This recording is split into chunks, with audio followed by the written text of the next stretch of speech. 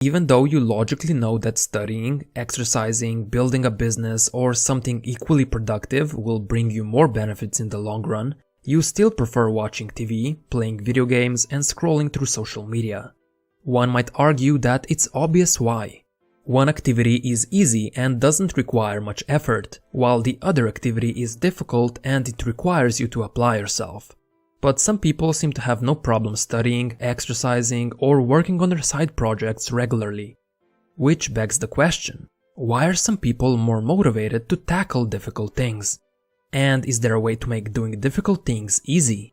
To answer this question, we need to look at this brain neurotransmitter: dopamine. Dopamine is often considered a pleasure molecule. But that's not quite what it does. Dopamine is what makes us desire things, and it's that desire that gives us the motivation to get up and do stuff. If you're not sure how powerful dopamine is, let me introduce you to a few experiments neuroscientists did on rats. The researchers implanted electrodes in the brains of rats. Whenever the rat pulled a lever, the researchers stimulated the rat's reward system in the brain. The result was that the rats developed a craving so strong they kept pulling the lever over and over for hours. The rats would refuse to eat or even sleep. They would just keep pressing the lever until they would drop from exhaustion.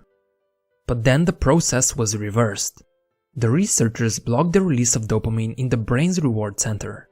As a result, rats became so lethargic that even getting up to get a drink of water was not worth the effort. They wouldn't eat, they didn't want to mate, they didn't crave anything at all. You could say that the rats lost all will to live. However, if food was placed directly in their mouths, the rats would still eat and enjoy the food. They just didn't have the motivation to get up and do it themselves. You would think that it's thirst or hunger that motivates us to get food or water. But there's also dopamine that plays a key role here. Those rat experiments might be extreme cases, but you can see similar effects dopamine has in humans and in our daily lives. In fact, your brain develops priorities in large part based on how much dopamine it's expecting to get. If an activity releases too little dopamine, you won't have much motivation to do it. But if an activity releases a lot of dopamine, you'll be motivated to repeat it over and over. So, which behaviors release dopamine?